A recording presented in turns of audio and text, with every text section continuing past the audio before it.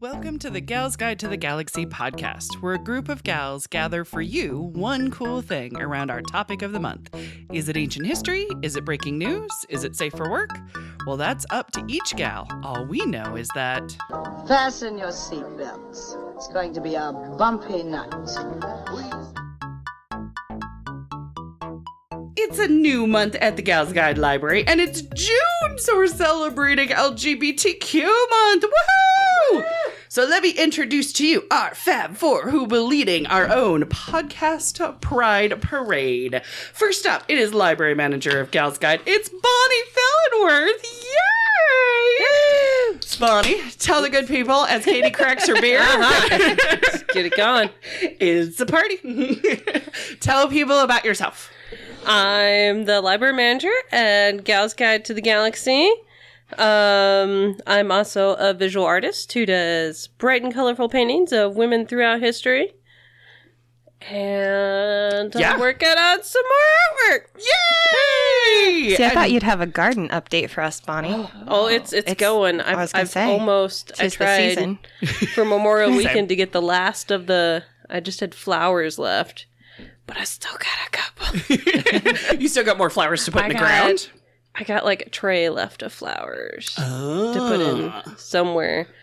They're getting at the point where they're like... somewhere in the garden. They're getting kind of squooshed in there. I got to get them out. Took some into work and gave some away. Yeah. I asked my mom what she wants. She's like, I'll take all of them. And I'm like... All of them? I don't think you know what you're talking about. You are overcommitting. She's kind of like, what was it in Bridesmaids when Melissa McCarthy's character took all the puppies? That is me. I know. She's overcommitting like to that same kind of idea. Sweet. Okay, well, next up. It's our book club manager. It's Katie Harris, y'all. So, Katie, tell the good people all about yourself and what you have been up to. Well, I've been busy getting prepped for the wedding. I think we mentioned that last episode. Yes! But it's happening in just a few days, 3-4 days. Amazing. So, yes. And Leah has already written the most beautiful ceremony for us. She's going to be marrying us. And she got in a Prince reference, 2 Star Wars references. There we go. Yeah, I did. It's going to have everything, folks. Yes, it's going to be amazing. And broadcast nowhere because it's your wedding. We don't even have a professional photographer. But everybody has a phone. Everybody has you know what I mean? Everybody can take pictures. Decided. And it's all for the best anyway, since now I'm covered in ugly skin lesions. We're not allowed to talk about it because Bonnie will freak out again. It's okay, Bonnie. I'm safe. But I forgot to mention, not only do I have Band-Aids all up and down one arm, I also got a giant spider bite on my ankle that's covered in a Band-Aid right now. Black Widow, I'm sure. It looks nasty. The Band-Aid bride. I like it. Perfect.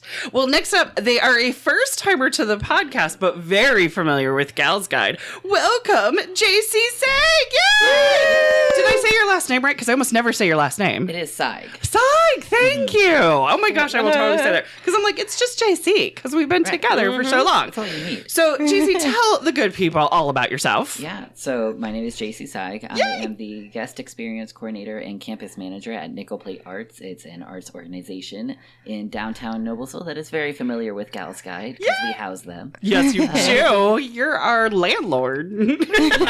That's a dirty word these days. Don't be saying that to JC. JC's the best landlord ever. So, yes. I'd like to think so. But yeah, that's basically it about me. I have a cat at home who's very sweet. And yes, cutie. Lots of housework, but besides that, it's all good fun and games. Yay! Exactly. So as for me, I am Dr. Leah Leach. I'm the executive director of Gals Guide, and I love Diversity and Inclusiveness Month. Before it even turned June, I saw at our local Target and our Torrid that they had a whole bunch of LGBTQ merch out.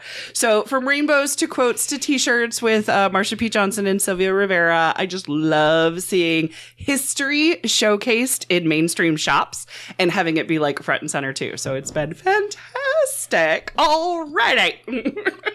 I want it to continue throughout June, July, August, September, and so on. So before we dive into our first cool LGBTQ gal, let's look at the Gal's Guide calendar for this week. So for the week of June 6th through the 12th, we are hosting a cathartic writing workshop. Grief counselor Deb Brandt is going to lead Watershed Moments workshop on Saturday, June 11th. Registration is required. It's $25 per person. For more information, go to galsguide.org and click on our calendar or galendar, if you will. Get it what I did there? So now the big question is, Bonnie, who's your one cool LGBTQ gal?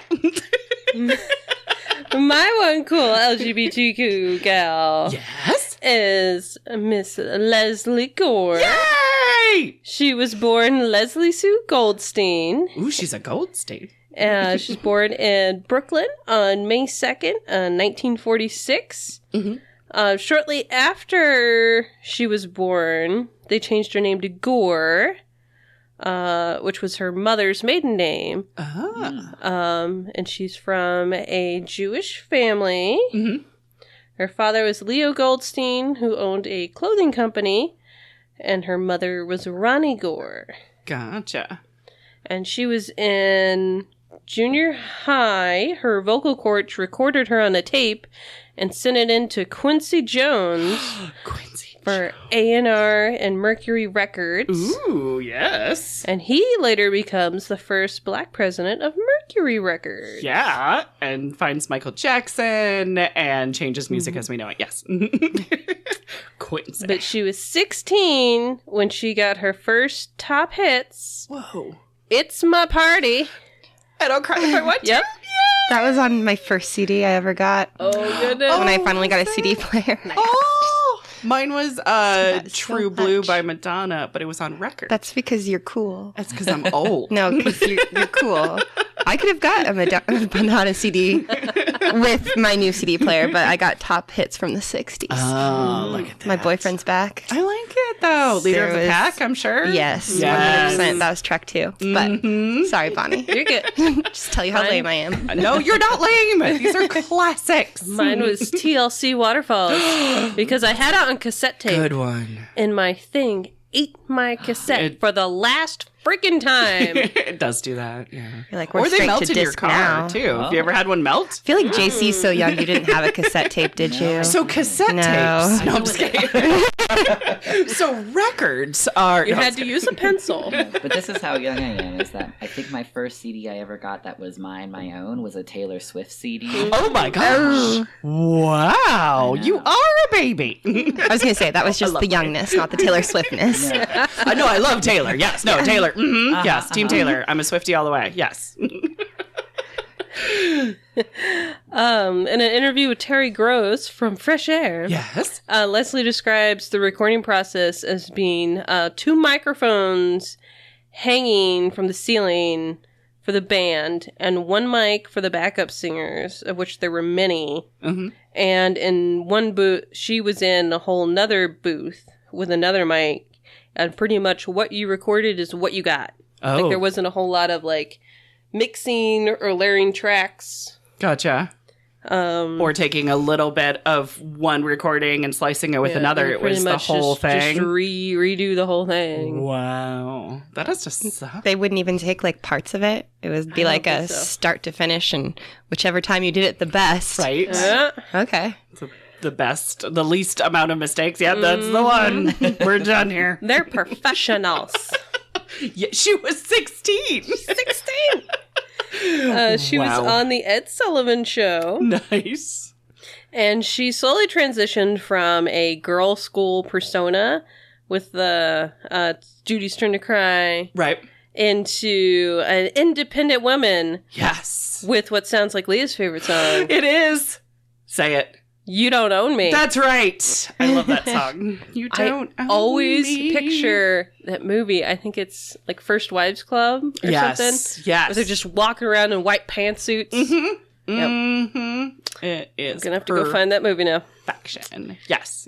But when You Don't Know Me came out in 1964, which kind of correlates with the rise of second wave feminism. Oh, yes. I thought you were going to say So- which arises with the Beatles coming to America, but you're right. Second wave feminism is that also a thing. Get your head in the game, Leah. They were saying, All in a musical mess. you don't know me, except for John Lennon. Right, exactly. That's the exception. That's exactly what those young women were screaming at him. Yes, and obviously, very fair. But despite having a successful music career, she attended college because she knew how unpredictable Smart girl.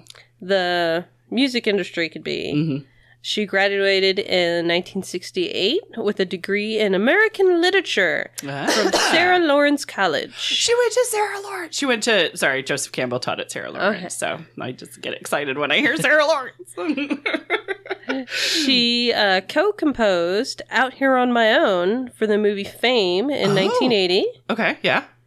which got her an Academy Award nomination. Sweet. In 1996, she wrote My Secret Love for the film Grace of My Heart, which has a character Yeah. named Lesley Porter, who is a closeted lesbian. Really? Is this foretelling? And I've also never heard of that movie. Okay, cool. I figured if anyone knew it. No idea. You said Grace of My Heart? Yeah. Okay, I'm on it. Tell me more. She didn't realize she had an attraction to women until she was in her 20s, but did not publicly come out until 2004 when she hosted In the Life. Oh. And she went on Ellen DeGeneres a year later, Aw. and she finally came out with new albums in 2005 and 2011. And then she died February 16th, 2015 from lung cancer at 68. And she had been with her partner Lois Sassoon for 33 years and had plans to marry that summer. Oh, that's kind of heartbreaking. Oh. And she, when she died, she had been working on a Broadway production and memoir. Ooh. So Is that still going to happen? I'm guessing I guess that was 7 years ago, right? Oh, but would Somebody needs to would make her that partner happen. finish it? Would I think her partner was in like the fashion or beauty industry. Okay. Well, I mean, I hear Sassoon, and I immediately went to Vidal. I'm guessing Sassoon. it's Lois, and then it's SASSO. I don't know. I can't. I remember. want to say she designed purses, but I'm not Okay. Gotcha. 100%. It was some kind of fashion or beauty. Fashion beauty Industry. oriented thing. That's why we have show notes to look it up later and put it in our show notes. But yeah, I grew up on oldies music. Yes. I had no idea. Yeah, I didn't know she was gay. Nope. I didn't know that she had any other albums past her early days in the 60s. Yeah. Yeah, in one of the little interviews, they talked about that whole, like, golden oldies circuit didn't start up until, like, the 80s. Oh, yeah. So, kind of after she hit her fame, like, she didn't really have any work for a while. Yeah. Until those started. Gotcha. Go What on. did she do in between? She just, okay. Because I'm like going, her degree, she could do a lot of different things with, I mean, you it know. sounds like she had she was writing stuff for movies and stuff with her. There you go. I think it was her brother that was writing stuff with her. Gotcha. So I don't know if she was still writing that stuff, but that one was the only one that got her an Academy Award nomination. Right, maybe? right. Yeah. Those are like the mainstream hits, but Yeah. yeah. Oh, neat. Yeah. And I did look up Grace of My Heart. I've seen the cover box before. It's the, I don't know if anybody knows cover boxes the way I do. It has a giant picture of a record, and then in the center of the circle is John Turturro and Elena Douglas are the two leads in the movie, and it's Grace of My Heart. It's a music movie. Okie dokie. Yeah, there you go. So it totally makes sense why she's... It's like that thing you do. Remember that movie with Tom Hanks and about... Yeah. No? Okay, No, I know yeah, that Katie movie. remembers. Okay. I liked it too much. There you go. It's akin to that. Okay. Well, maybe I'd like it then. Exactly. Grace of My Heart. Now I feel like I have to check it out to celebrate some Lesley Gore. So I don't even know what Lesley Gore looks like. She looks get a like picture a up. 60s lady. I was gonna say, does she kind of look like late in the Dusty 60s. Springfield a little bit? Does she have the blonde beehive, or I'm am not I sure wrong? if it was blonde or brunette. Okay. But she's definitely got, like, the flip going on. Oh, I see. Sweet. Yep. Yeah. The super... She has the, like, look through your soul eyes. Yeah, I don't know she if that's does. just because she's, like, in black and white here. I mean, that helps, Or if they're doesn't just, it? like, laser blue. Exactly. Dun, dun, dun, dun, dun. How come there's pictures of Batman 66 in her profile? I think there might have been something where she was on an Adam West episode of Batman. Like, I don't think Really? she sung on it. Or did she do music for it? Wait, here we go. Let's see. She branched out from recording and began appearing on stage in summer stock and putting in appearances in movie and TV shows, including one for Batman 1966, which just happened to be produced by her uncle Howie Horowitz. Oh, but you know what? I'm not in a Batman TV series, so good job, Lesley. Here's a picture of when she was on it. Oh, sweet. Yeah. Oh my gosh. A lot of pink. That is a lot of pink. Uh-huh. Oh, no. Yes. What did you find?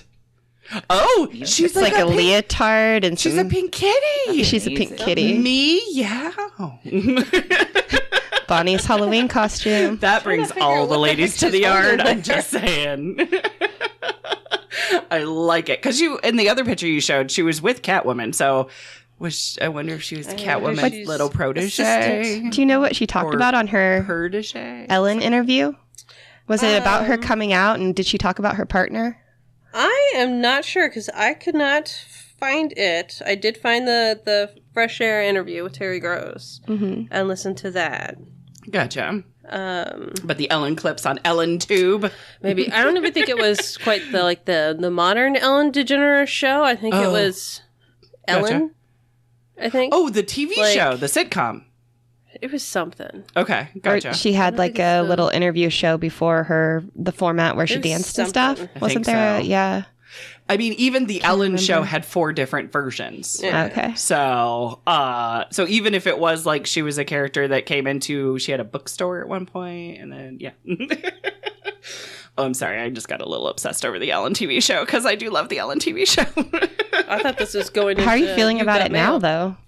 When we're hearing she's so mean. You know what? I kind of don't believe it yet. It's one of those things where it's like, there's a lot of reasons for people to be disgruntled when they work for somebody who makes a lot of money or has a big empire. Right. I mean, let's put it this way. Steve Jobs was not a brilliant human being either. You know what I mean? So I kind of attribute to it's, if the peons get a little bit mad, but also I haven't seen any clear-cut case for me to really dig into it, and I haven't so much, but I do feel like when she did her game show, that it was a lot of power wielding, like...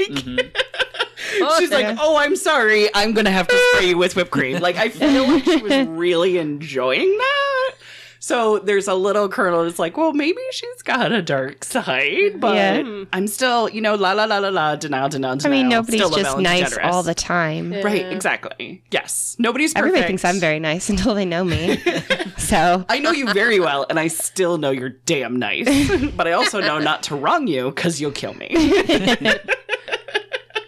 now I'll be like, True friendship. it's fine. You'll just poison my be cake. fine. It'll be great. It'll be a great No, way I to was just die. telling you that's my friendship advice for Jonah. I'm like, we should just ignore all the mean things our friends do and Yes. tell them we love them. Right? Like, wait, no, that doesn't sound healthy. Sounds Don't like, listen to me. Sounds like a quarter a day will keep the crazy away.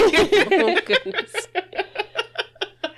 No, I Why do did you love it. choose Lesley, Bonnie? Just a fan she of was her on music? a list in my calendar for Oh, one yes. of my LGBTQ months. Yes. And I grew up on oldies. We was listening to the oldie station. I was like, See? I know her. You want to know more about Yeah, her. I almost did. I'm trying to think.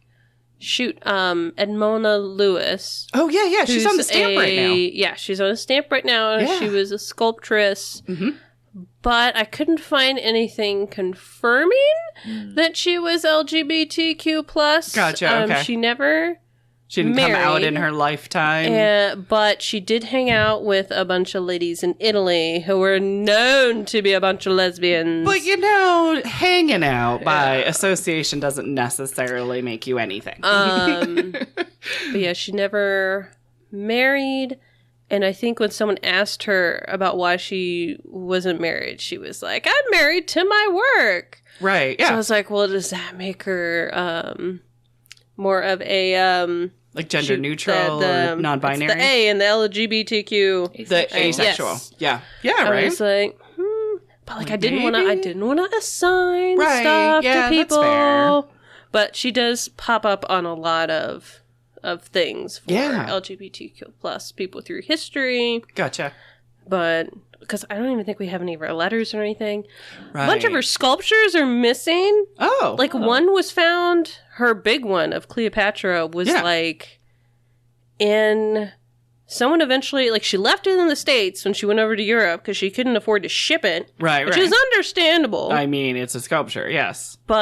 And it stayed somewhere and then it got put on a horse's grave who was named Cleopatra. Oh, wow. And the dude, like, in his will was like, never ever move this statue. Oh, no. Oh, no. So they were trying to abide by this dude's will. And then there was like, it somehow ended up in a storage room of a shopping mall. Oh, my gosh. And some Boy Scouts were trying their darndest to be nice and painted it with white latex paint Oh, no. to like restore it. Uh-huh. Oh. And she was like missing some toes and stuff. How much stuff paint had, did they like, put on? I think it just got Just torn kidding. up Wear over and the tear, years. yes. Right, yeah. But yeah, there's like a bunch of more of her, because she did like full-size statues and then she sold like smaller ones to make money. Kind of like an artist will do like a painting and then prints. And then prints, right, yeah. But yeah, there's a whole bunch of stuff out there that we don't know where it is. Interesting. See? She might be a good one to dig into further for either Black History Month or for art. Any kind of art. We have never done a sculpture month. Yeah. So that could be fascinating. I like it. Well, do you want me to wrap it up? Sure. Sweet. Well, that wraps it up for this week. Join us next week for another cool Woman of History as the Gals Guide podcast continues. Thanks for listening. All right, I hit. For show notes, links, and images from this week's show, visit galsguide.org. Want exclusive stuff like deleted bits and major bloopers? Become a Gals Guide patron today. Thanks for listening.